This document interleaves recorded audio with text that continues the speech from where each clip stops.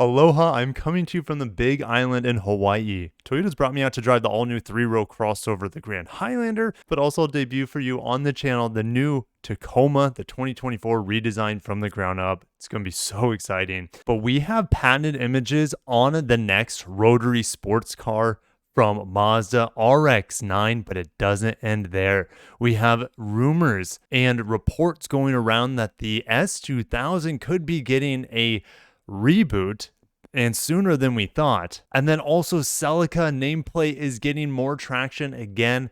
Guys, we have a lot to digest this morning. Smash the like button if you're excited for a next generation sports car from the Japanese automakers. The fact that we're talking about the rotary engine reprising its role in this decade while everything is going full electric or semi-electric, it's pretty crazy. Now, the setup is absolutely insane. We need to go into it. I mean, the headline already says patent shows another rotary sports car. We've seen a few already in these past few years, but this is even more intricate.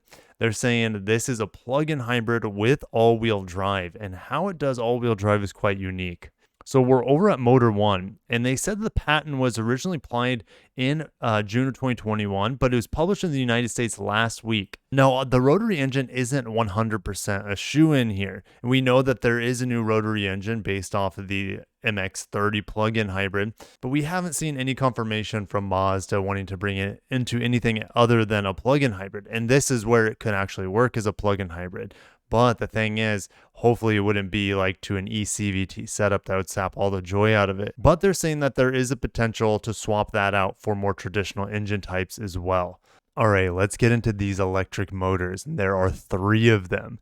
You have a pair up front, 27 horsepower, 17 kilowatts, and that's to power each individual front wheel. You also have a 36 horsepower, 25 kilowatt motor behind the transmission, or should I say in front of the transmission, but behind the engine. The gasoline engine, just like a traditional sports car, in the front of the vehicle, powering the rear wheels with an electric motor assist, and then you have 2 individual motors up front.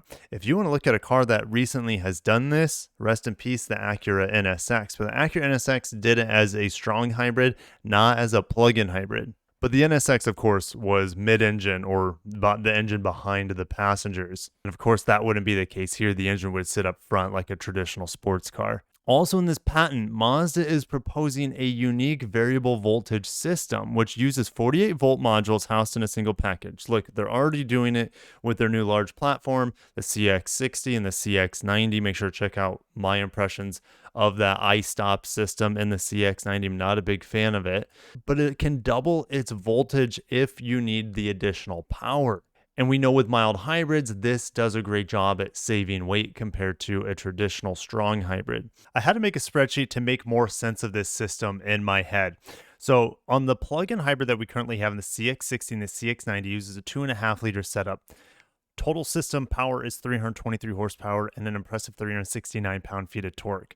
Now, it only has a single electric motor sandwiched between the 2.5 liter and the 8-speed auto, and that is a 134 horsepower electric motor, which is plenty enough to drive it on EV mode. It has a massive 17.8 kilowatt hour battery, which is good for over 30 miles of electric range, and that voltage system is over 350 volts.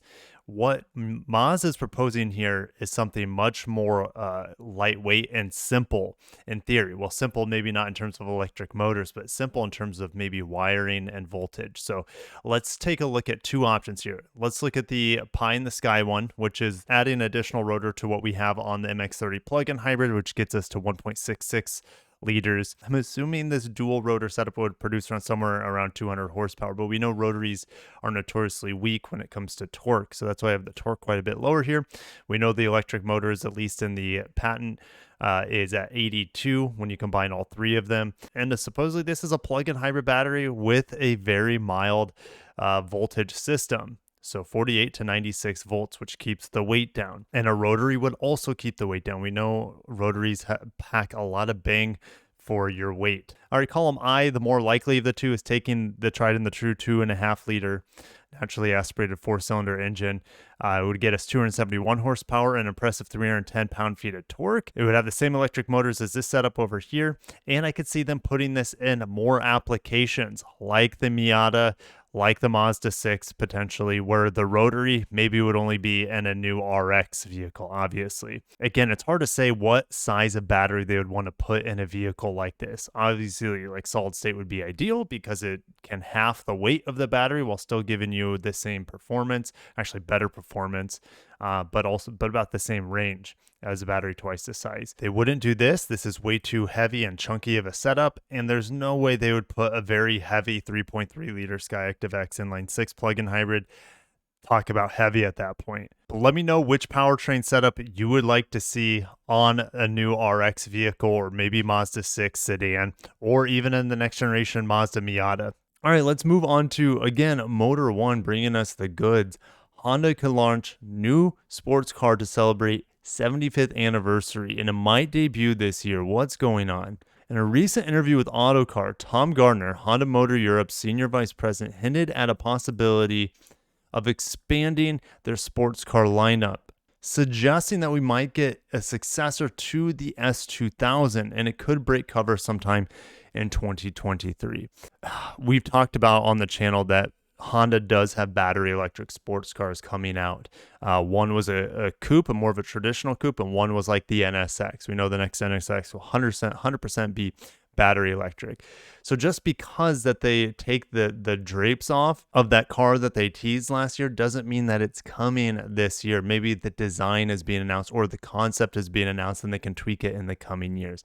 That's what I feel most likely would happen if they do anything this year, which I honestly don't think they will. Gardner says, "We love performance and we're very grateful for the strong reaction we've had to the latest Type R." Really, it just sounds like he was inkling at the possibility of a vehicle coming or being announced this year. He told the publication to watch this space, though, adding that Honda launched the S2000 as a way to celebrate the brand's 50th anniversary, and it should be doing something special for the 75th anniversary. Now, lastly, at car sales, an Australian website, this is something I could have reported on earlier, and I didn't. It wasn't that big of news for me. Best Car Magazine sat down with Koji Sato for a big old interview. They talked a lot about the industry, talked a lot about products, and Koji Sato said he would like to see the Celica return, and that's about all we're working on here. Also, Best Car came out with some new images. I'm not sure which article came out first, this one or the other article talking about the next Supra, which will be inline 6 with BMW, still possibly a hybrid or plug-in hybrid, but alongside that, Toyota will be making their own battery electric sports car. And it could be the Celica, but it could also be that MR2 looking thing that we saw in late 2021. So don't think these renders are obviously here's the MR2 vehicle. I think this is most likely because we've already seen it. This I don't think would be called the Celica. Could they bring the Celica back eventually? Absolutely. I just don't think this is going to be something that's coming out anytime soon. But I want to go back to something that was exciting a few years back. I don't know if you guys remember, Toyota re-upped their claim to the Celica nameplate with the trademark office here in the United States. It's still active in Australia, for example. So maybe we can hold out for a next generation Celica, but it won't be anything like the Celicas of old. Don't expect anything like a GR Corolla or GR Yaris version of it with the 3-cylinder 1.6 liter turbo. More than likely, it would be a plug-in hybrid or fully electric at that point. But I got in there. Thank you guys. It is literally 2 o'clock in the morning here in Hawaii time. I'm on Eastern time still, which is, I think, where it would be 8 a.m. my time. So it's bizarre. I'm going to be jet lagged for a while, I think. And I just got to roll with the punches, and I can't really complain because I'm in paradise. So make sure to stay tuned for the breaking. Make sure to stay tuned for my driving impressions of the Grand Highlander, as well as the reveal of the Tacoma, which is May 19th. Definitely stay tuned. I'll catch you guys in the next video. Have a great day. Take care of yourselves and peace.